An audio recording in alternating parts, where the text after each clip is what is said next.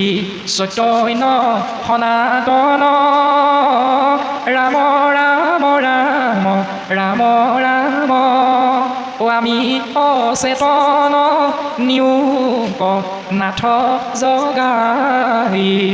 হে প্ৰভু তুমিহে চৈতন্য তুমিহে সনাতন তুমি আমাক সাৰ পুৱাই দিয়া প্ৰভু তুমি আমাক জগাই দিয়া এই বুলি আমি বিদ্যালয়ৰ প্ৰান্তাত সকলোৱে গালোঁ তাৰপাছত আমি শংকৰ মাধৱৰ জ্ঞান পালোঁ মানে গুৰু পৰিচয় পালোঁ কেতিয়া তৃতীয় চতুৰ্থ শ্ৰেণীমানৰ পৰা গুৰু পৰিচয় পালোঁ শংকৰদেৱৰ বিষয়ে এখন ৰচনা পালোঁ মাধৱদেৱৰ বিষয়ে এখন ৰচনা পালোঁ শংকৰদেৱে ধৰ্ম প্ৰচাৰ কৰিলে নাম পালোঁ একশৰণ হৰিনাম ধৰ্ম